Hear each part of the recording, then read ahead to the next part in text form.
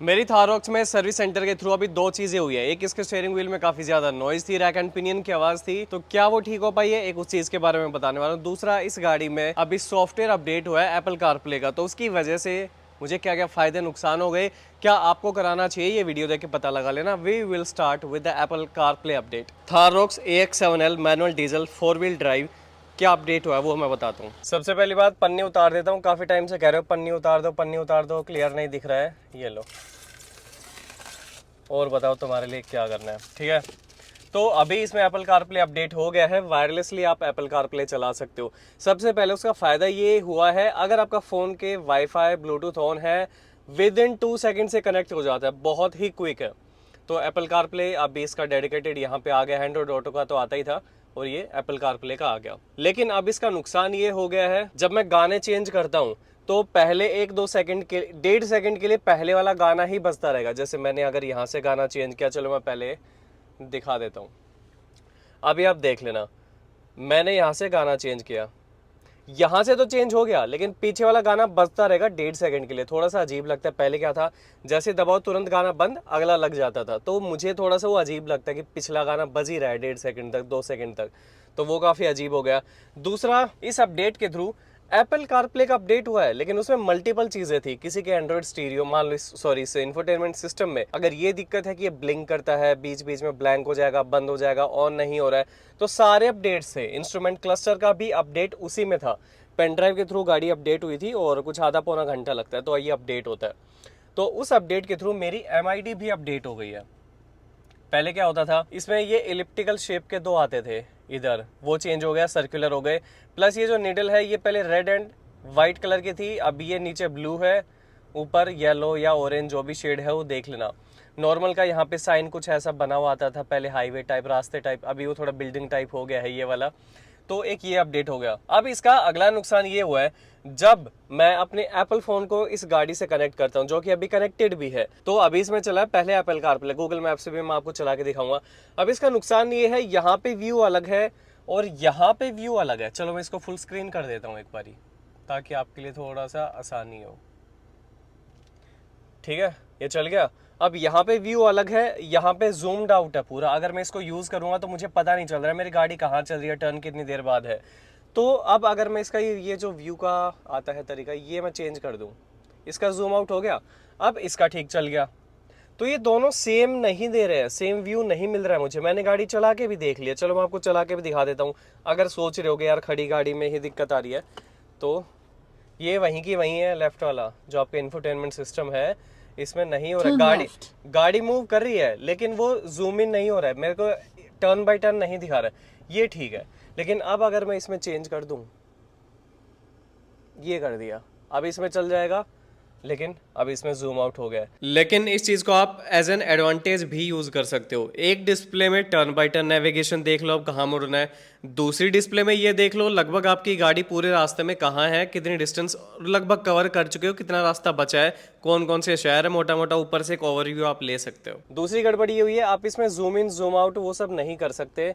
ये देखो, सिर्फ मैं क्लिक कर सकता हूँ। मेरे को अगर इधर ये देखना कि कौन सा रास्ता है, कितनी दूर तक सीधा है, कहीं मैं गलत तो नहीं जा रहा हूँ, बीच बीच में कौन सी जगह वो सब आ रही है, तो वो नहीं हो रहा है। वो खाली ये प्लस माइनस का फीचर यूज़ करके, मतलब इधर उधर ये टैप कर करके कर सकते हो। वो पिंच करके जो आप करते हो अपने रेगुलर डिवाइसेस में, वो फीचर यहाँ पे नहीं है। इसलिए एप्पल मैप्स का मुझे कुछ खास इसमें फ़ायदा लगा नहीं। अब ये जूम आउट हो गया, ये जूम इन हो गया। ये था एप्पल मैप्स का। अब मैं आपको इसमें गूगल मैप्स यूज़ करके दिखाता हूँ। अब इसमें मैं यूज़ कर रहा हूँ गूगल मैप्स, ठीक है।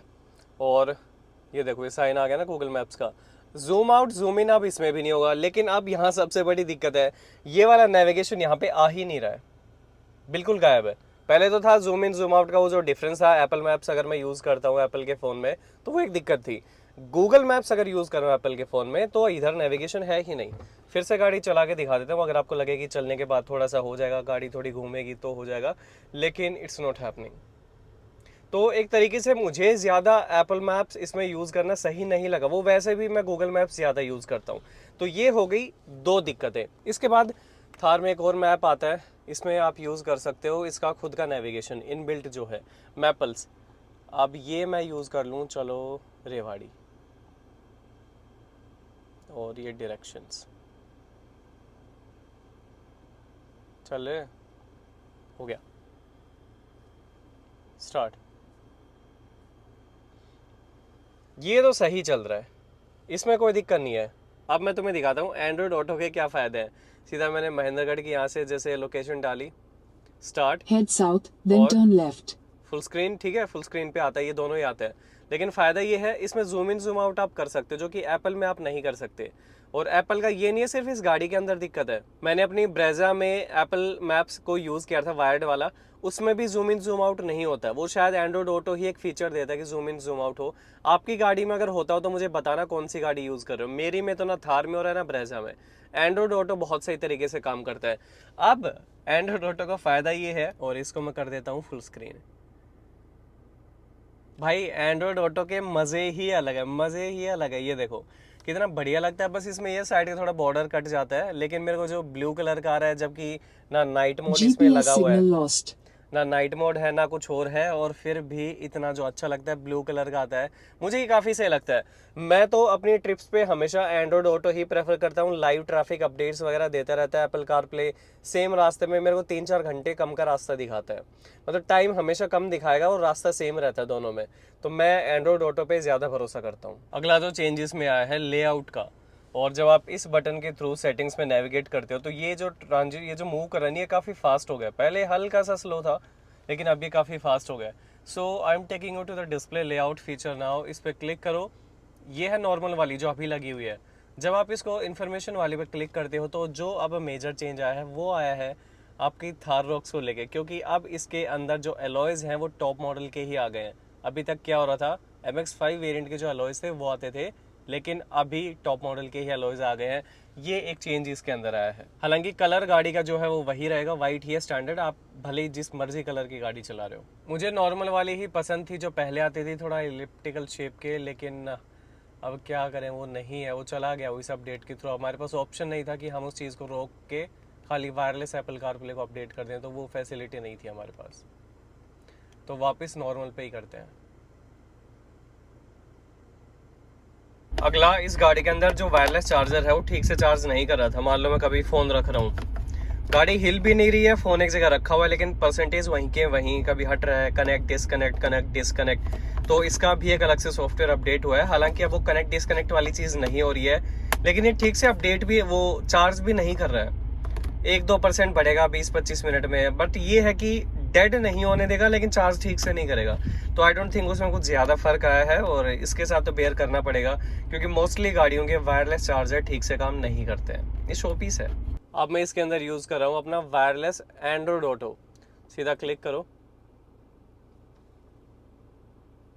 और अब बात करते हैं स्टीयरिंग व्हील साउंड की। ये दिक्कत गाड़ी में शुरू से थी, जब घर के बाहर गाड़ी खड़ी करता था आवाज़ आती थी, लेकिन मेघालय ट्रिप से जब मैं वापस आया आवाज़ काफ़ी ज़्यादा बढ़ गई। ये मुझे लगा पहली सर्विस पे जब गाड़ी को लेके जाऊंगा, जो 10,000 किलोमीटर की थी मेजर, उस पर मैं इस आवाज़ को ठीक करवा दूंगा। मैंने दिखाई तो 3 नट थे, उन्होंने वो टाइट कर दिए और आवाज़ चली भी गई। मैं बोला रैक चेंज कर देते, बोले सर देखो आवाज़ तो चली गई है, तो सीधा रैक क्यों डालना है, आप चला लो, कोई दिक्कत हो तो हमें बता देना, खाली गाड़ी की वीडियो बना के भेज देना, गाड़ी नहीं लानी पड़ेगी, हम रैक को ऑर्डर लगा देंगे, रैक का ऑर्डर प्लेस करेंगे, जब आ जाएगा तो आके डलवा लेना। मैं बोला ठीक है। 20 दिन बाद आवाज़ फिर से आगे स्टीयरिंग की, मैंने वीडियो बना के भेज दी, बोले सर देखो गाड़ी लानी पड़ेगी। मैं बोला यार परेशान मत करो, तुमने तो कहा था कि खाली वीडियो बना के भेज देना।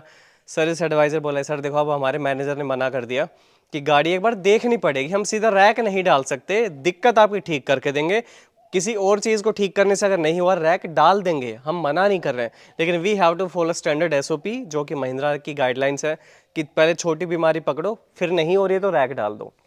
मैं फिर गाड़ी लेके गया और गाड़ी खड़ी करके गाड़ी के फ़ोटोज़ वीडियोज़ मैंने सारे चारों तरफ से निकाल लिए, क्योंकि 2 दिन के लिए गाड़ी उन्होंने छोड़ने के लिए कहा था। तो मीटर की फ़ोटो, कितनी गाड़ी चली हुई है, कितना फ्यूल है, चारों तरफ की फ़ोटोज़ वीडियोज़ की, कहीं कोई स्क्रैच ना मार दें बाद में। तो I should have a proof with me कि गाड़ी इस कंडीशन में छोड़ के गया था। अगले दिन मुझे कॉल आ गई कि सर गाड़ी ले जाओ। मैं बोला क्या क्या तुमने गाड़ी के साथ, क्या चीज़ चेंज करी है? बोले सर देखो चेंज तो कुछ नहीं है, वही जो 3 नट थे उनको रीटॉर्क कर दिया। तो उन्होंने तीनों नट जो पहली सर्विस पे टाइट किए थे वही फिर से टाइट कर दिए। मैं बोला तुम्हें अगर नट ही टाइट करने थे तो गाड़ी छुड़वाई क्यों, है ना? मैं 2 दिन के लिए गाड़ी छोड़ के गया हूँ, फिर मैं किसी और व्हीकल से गया हूँ, अब मैं बस में बैठ के फिर से आऊँगा 60 किलोमीटर। तो बोले सर देखो प्रोसेस है, फॉलो करना पड़ेगा। अब डिफरेंस बस ये किया है, पहले जो नट 55 न्यूटन मीटर पे टाइट किए थे, अब उनको हमने 70 न्यूटन मीटर पे टाइट किया है। महिंद्रा की नई गाइडलाइंस आई हैं कि भाई अगर ये आवाज़ है तो थोड़ा सा और ज़्यादा कस दो नट को, फिर नहीं आएगी। मैं बोला मान लो 1% फिर से अगर आ गई तो, बोले सर झूठी दिलासा नहीं दूंगा। मैनेजर ने कहा, जो टेक्निकल हेड था, बोला झूठी दिलासा नहीं दूंगा कि सीधा रैक चेंज करेंगे, फिर से लेकर आइए, हम महिंद्रा में क्वेरी रेज करेंगे और फिर वो जो कहेंगे हम वही करेंगे। लेकिन मोस्ट प्रोबेबली अगर फिर से साउंड आई, जिसके बहुत कम चांसेस हैं, अगर आती है तो हम आप सीधा कॉलम रैक चेंज करेंगे, जिसके चांसेस हैं, फिर भी महिंद्रा जो कहेगा वही करेंगे। बोले अगर मान लो मैं सीधा रैक चेंज कर दूं आपके कहने पे, आवाज़ फिर से आ जाए, तो फिर हम कहाँ जाएंगे? फिर तो कुछ बचा ही नहीं, क्योंकि रैक चेंज ही लास्ट ऑप्शन था।